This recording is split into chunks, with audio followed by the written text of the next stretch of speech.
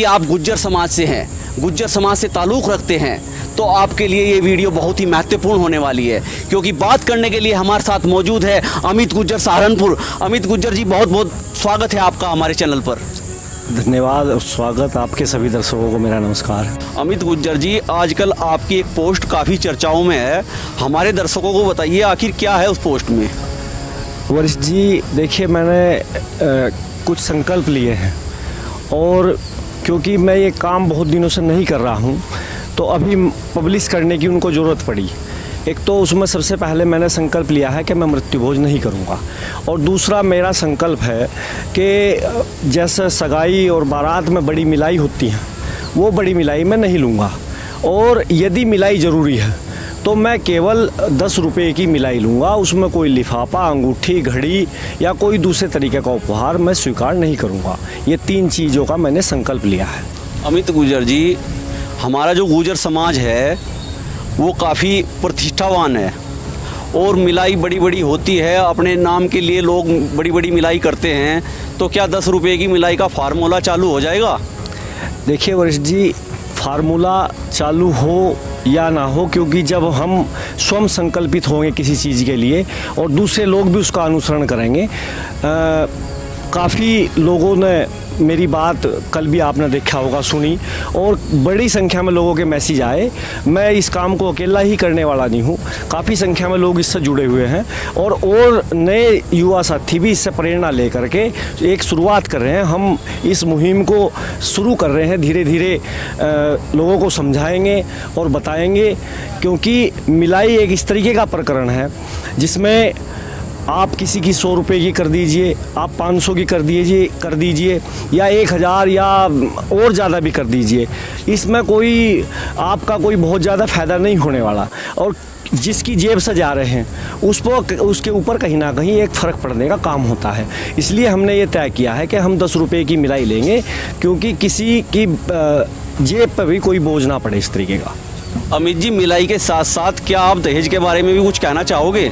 बिल्कुल, निश्चित रूप से जिस तरीके से अभी हमारे समाज में दहेज का एक बहुत बड़ा और दहेज के साथ साथ दिखावे का बहुत बड़ा जिस तरीके से एक कार्य चल रहा है, और दहेज में आप केवल बात कर सकते हैं, दहेज तब बंद होगा अगर वर पक्ष इसमें सही तरीके से एक तय कर ले, जो वर पक्ष है वो भूमिका अपनी निभावे। इसमें महत्वपूर्ण भूमिका वर पक्ष की है, क्योंकि कन्या पक्ष इसकी शुरुआत नहीं कर सकते।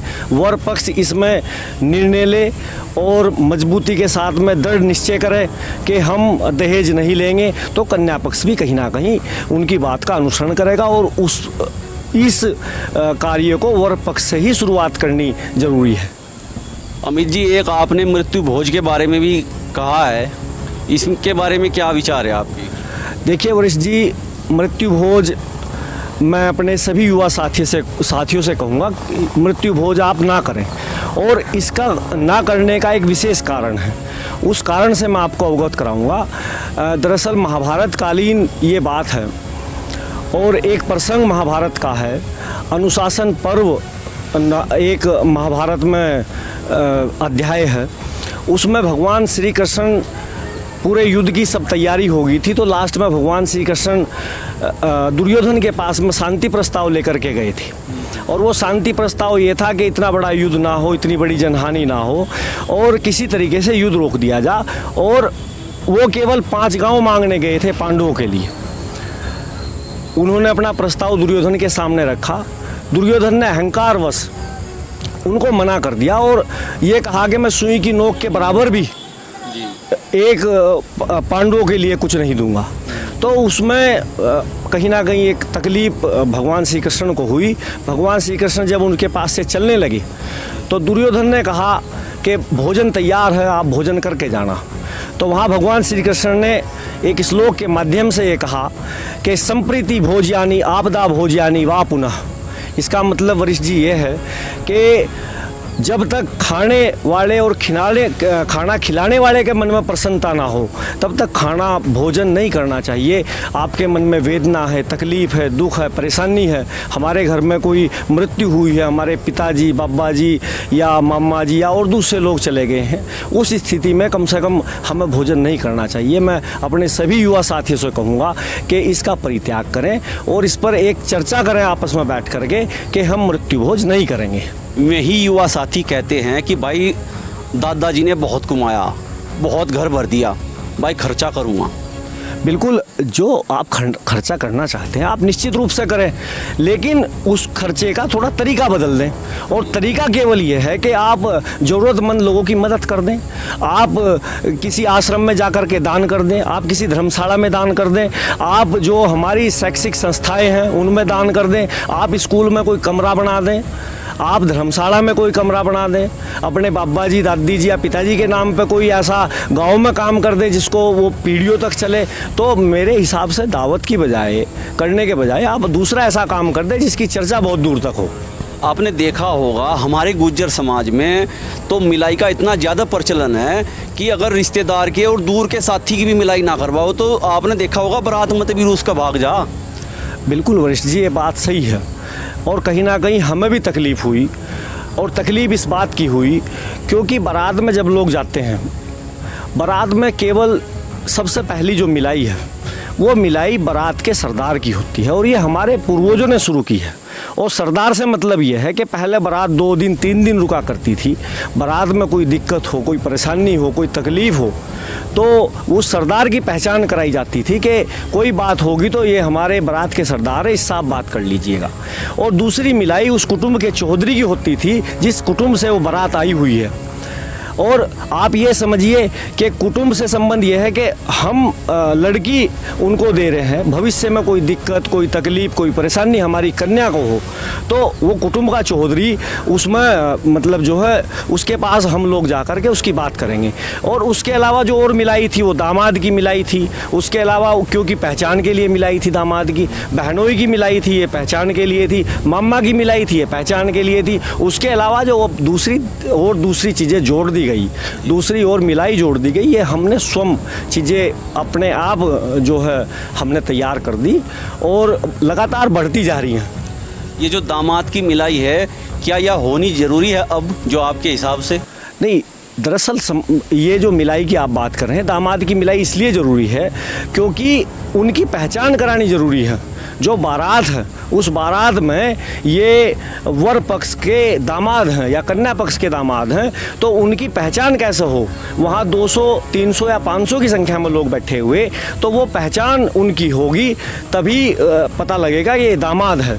वो कहीं अगर कल को किसी दूसरे को मिलेगा तो कम से कम उसका गांव की तरफ से आदर भाव, उसका सम्मान हो। इसलिए दामाद की पहचान या बहनोई की पहचान या मामा की पहचान हुआ करती थी। मिलाई का संबंध पहचान से है। मिलाई का संबंध आप इस बात को समझो कि हम पहचान करवा रहे हैं। और पहचान अगर आप ये सोचते हो कि भाई पहचान 500 रुपये का बड़ा लिफाफा देकर या 1100 रुपये का बड़ा लिफाफा देकर या 2100 रुपये का लिफाफा देकर होगी तो मैं नहीं समझता कि इसमें कोई बुद्धिमत्ता की बात है। यानी कि दामाद की मिलाई भी 10 रुपये की ही होनी चाहिए आपके हिसाब से? बिल्कुल, आप वो दामाद के भी ऊपर बात है। मैं तो सब युवा साथियों से कहूँगा कम से कम वे इस चीज़ का अनुसरण करें और जो लोग कर सकते हैं। दरअसल बात क्या है वरिष्ठ जी कि जो कन्या पक्ष वो अपनी तरफ से ज़्यादा करने का कोशिश करता है, प्रयास करता है। वो जिम्मेदारी हमारी है कि हम क्या करें। और ये समझ लो कि अगर वो ज़्यादा मिलाई कर रहे हैं तो आप बोल दो कि मेरा संकल्प है मैं 10 रुपये की मिलाई लूँगा। एक लास्ट सवाल आपसे ये है, जो दहेज चल रहा है और गुर्जर समाज में तो काफ़ी आगे तक पहुँच गया दहेज, इसके बारे में ये रोक कैसे लगे इस पर? देखिए वरिष्ठ जी, ये रोक लगाना एकदम तुरंत तत्काल प्रभाव से संभव नहीं है और इसके लिए चर्चा करनी पड़ेगी। और चर्चा में कम से कम नए लड़कों को जो शादीशुदा भी नहीं हैं लड़के, कुंवारे लड़के जो हैं, उस चर्चा में उन लोगों को शामिल करना पड़ेगा और शामिल करके लगातार इसको मिशन के तहत लेकर के काम करना पड़ेगा। जिस प्रकार हमारे बुजुर्गों ने मृत्यु भोज को बंद करने का काम किया, इसमें मैं धन्यवाद करूंगा हमारे स्वर्गीय चौधरी राजपाल सिंह फंदपुरी जी और गांधी जी, जिन्होंने मृत्यु भोज को लेकर के और समाज में एक ऐसा मिसाल पेश करने का काम किया कि आज दूसरे समाज के लोग भी मिसाल हमारे समाज की देते हैं कि भाई गुजरों में मृत्यु भोज नहीं है, गुजर समाज में मृत्यु भोज नहीं है। तो उसी प्रकार नए लड़कों को सामने आकर के और अपने घर में चर्चा करनी पड़ेगी कि हमें दहेज से मतलब संबंध नहीं है, हमें लड़की से संबंध है। और जब ये चर्चा दूर तक जाएगी, बात दूर तक जाएगी, तभी ये संभव है। और कम से कम एक बात ये भी शुरू करनी पड़ेगी कि हम अपने गांव में जब कोई शादी होती है, हमारी रिश्तेदारी में कोई शादी होती है, तो उस शादी में क्या आया, ये चर्चा ना हो। ये चर्चा बहुत काफ़ी होती है। सबसे पहली चर्चा यही होती है वरिष्ठ जी कि हम किसी शादी में गए और घर गए तो पहुंच करके सबसे पहला सवाल यही होता है सबका कि भाई शादी में क्या आया। तो ये सवाल अगर हम बंद कर देंगे और जो 1 रुपए की शादी समाज में हुई है, शुरू होगी है, नए युवाओं ने शुरू कर दिया है ये काम, और मैं धन्यवाद दूंगा उन युवाओं का जिन्होंने 1 रुपए की शादी, मेरे ख्याल में 10 या 12 शादी तो पिछले सीजन में ही हुई हैं। तो उन शादियों की हम अगर चर्चा अपने घर में करेंगे और फिजूल खर्ची से अगर हम बचेंगे तो निश्चित रूप से आप देखिए वरिष्ठ जी कितनी तरीके की दावत हमने शुरू कर दी। आप देखिए मंडा कितना बड़ा हम करने लगे, आप देखिए जन्मदिन की दावत है, शादी की सालगिरह की दावत है, आप देखिए माता बहन भात नोतने आती हैं, हम लिंटर डालने लगे उसकी भी दावत है। आप देखिए दूसरी ओर माता बहन माता धोकने भी आती हैं, उसकी भी दावत है। अमित जी, एक सवाल मेरा ये है, इस सवाल से हटके है कि पहले मैंने सुना है, पहले बुजुर्ग बताते थे कि दाल चावलों में खाने का बहुत मज़ा आता था, कटोरे में छाया मिला करती थी, लेकिन अब तो नए नए भोजन बनाए जा रहे हैं समाज में, तो इसके बारे में क्या विचार है? देखिए, क्योंकि समाज के साथ तो चलना पड़ता है, वो एक अलग तरीके की व्यवस्था थी। उस कटोरे की आप जो जिक्र कर रहे हैं, अब तो शायद कुम्हार ने भी उसको बनाना बंद कर दिया, और उसमें 10-10, 20-20 लोग लगते थे उसको काम करने के लिए, क्योंकि अभी व्यवस्था वरिष्ठ जी मैं समझता हूँ शायद ऐसी हो नहीं सकती, क्योंकि एक एक व्यक्ति के पास 10-10 शादियाँ हैं। पहले गांव में सीजन में 1 या 2 शादियाँ हुआ करती थी, अब उसी गांव में उस सीजन में कम से कम 10 से 20 शादियाँ होती हैं। तो उस तरीके की व्यवस्था शायद अब ना हो पावे, लेकिन मेरा कहना केवल इतना है कि आप अपने खर्चे को कम करें। आप विचार करें कि किस तरीके से खर्चा कम हो सकता है, किस तरीके से दावत कम हो सकती है, किस तरीके से एक हम शुरुआत ये कर सकते हैं कि आप देखिए हम 24 घंटे सोशल मीडिया पर रहते हैं और सोशल मीडिया का कार्ड हम स्वीकार नहीं करते। तो क्यों नहीं करते? जब हम फेसबुक व्हाट्सअप लगातार 8-8 घंटे 10-10 घंटे चला रहे हैं तो उसको हम स्वीकार नहीं करते कि किस तरीके की मृत्यु कई बार उसमें हो जाती है।